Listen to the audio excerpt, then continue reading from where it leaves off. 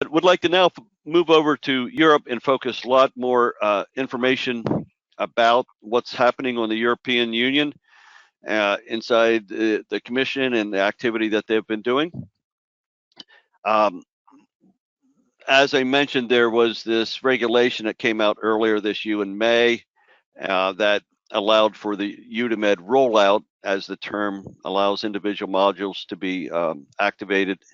And then there's a legacy IVD extension. We're going to dive into both of those topics a little bit more. So this is a little note card, one-page summary of everything that's going on in regard to Europe. It's been shared before, so I won't spend a whole lot of time on it, but there's a good reference here for you to go back and just kind of check, what the various compliance deadlines are and so on. All right, so let's dive into the recent amendment to the IVDR transition and the amendment to the MDR and IVDR rollout. So this basically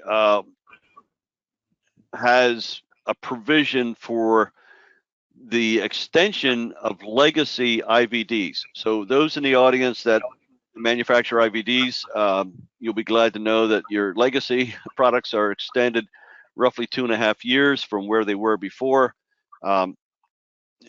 In starting in the 2025 timeframe, but now it goes all the way out to 2027, and there's a schedule for that.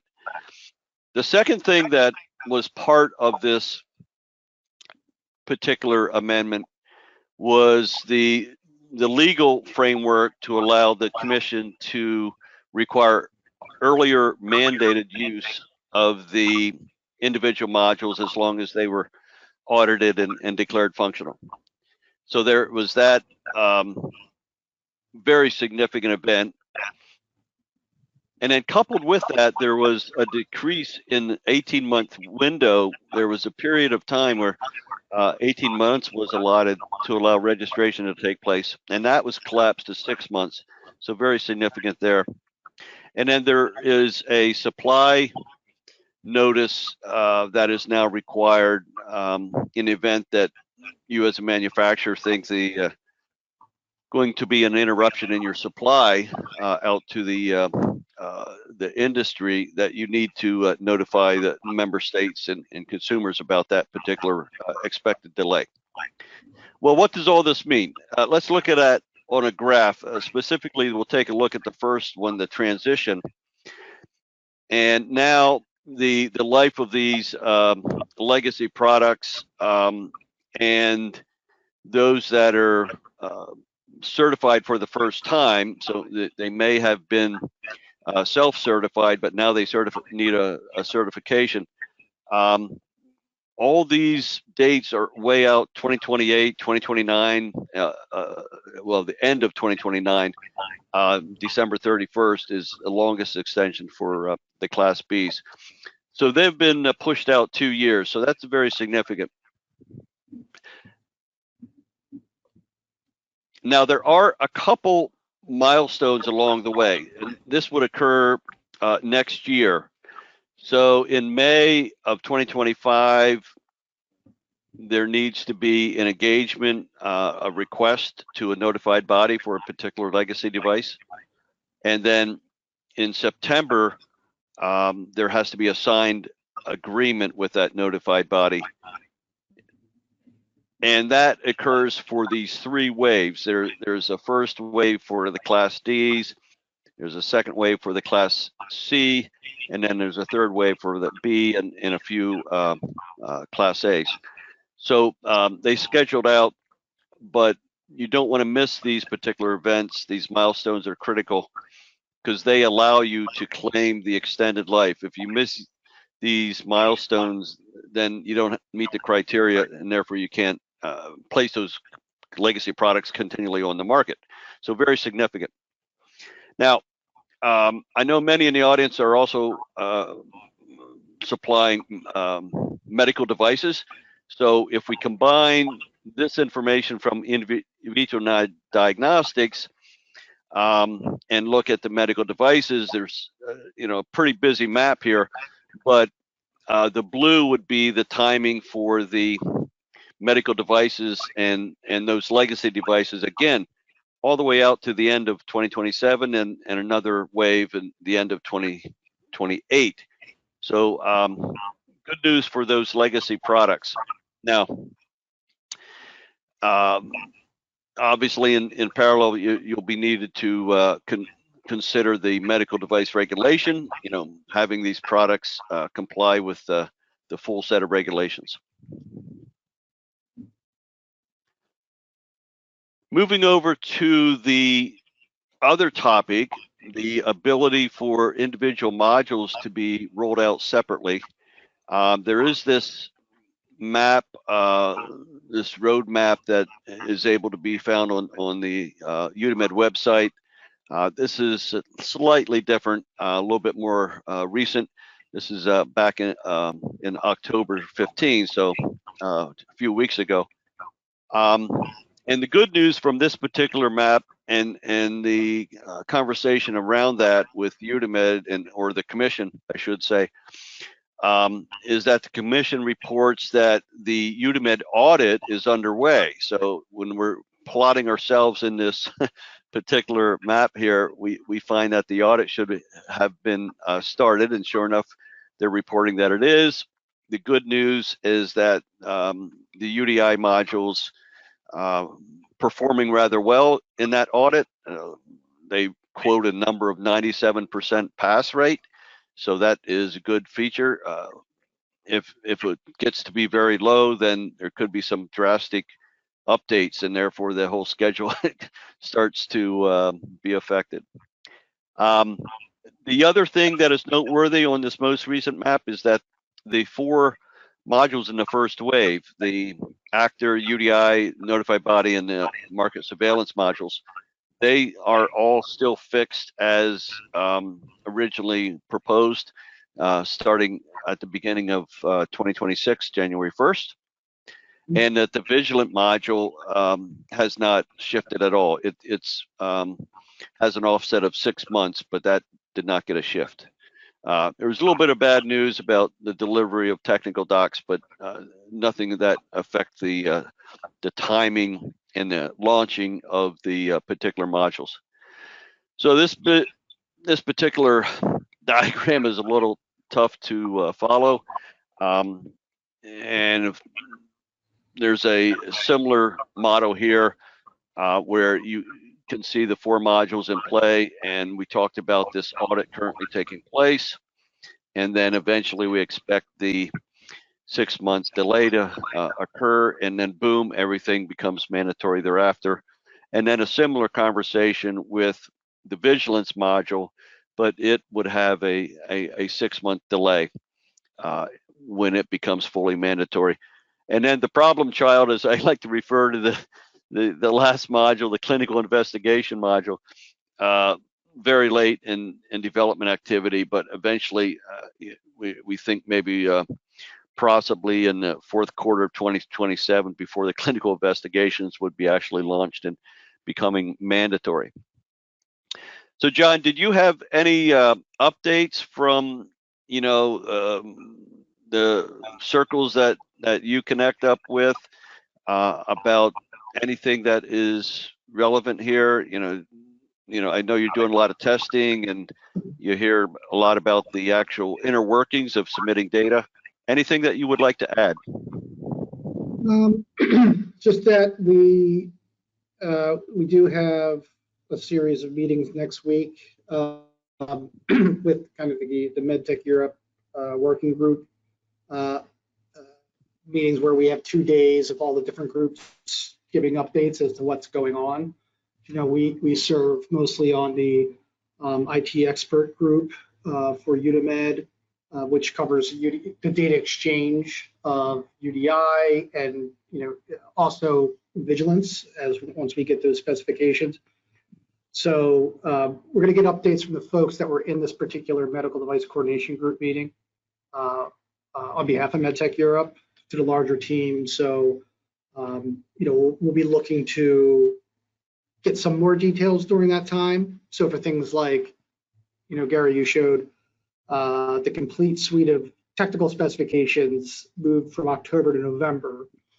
We'll be having this meeting on November 21st. It'll be interesting to see if, do these specs exist today? Because there's not much time. Yeah, they're running out of time in November, aren't they? Right. I would say from like a UDI perspective, things are, quite stable with, reflecting what they are communicating about the audit. And, sure, we had a playground update a week or so ago, and they continue to fix just kind of like miscellaneous bugs and so forth. They're not really introducing new functionality or changing functionality. It's more along the lines of vigilance, that's the new mystery of just getting the hands on the specifications on how that machine-to-machine function works. Because to date, everything has been focused on the user interface of Udemy.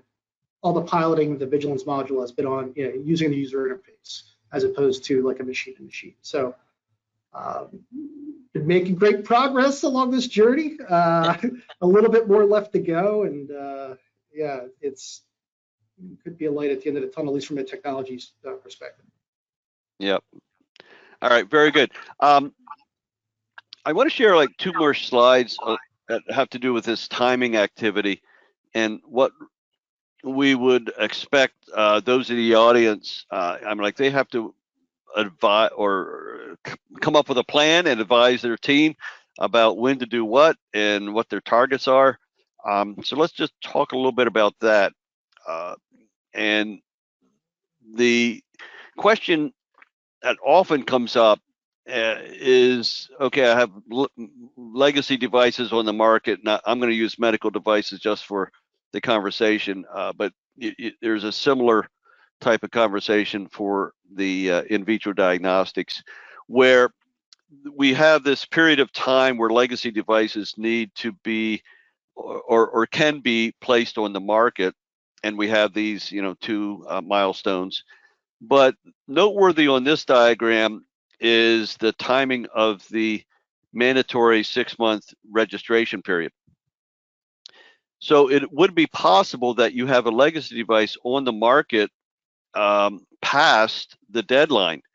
So the question is, well, what do I register in Udemy? And in this particular case, if this is the product that's on the market, you would register your legacy device, and there is ability to do that.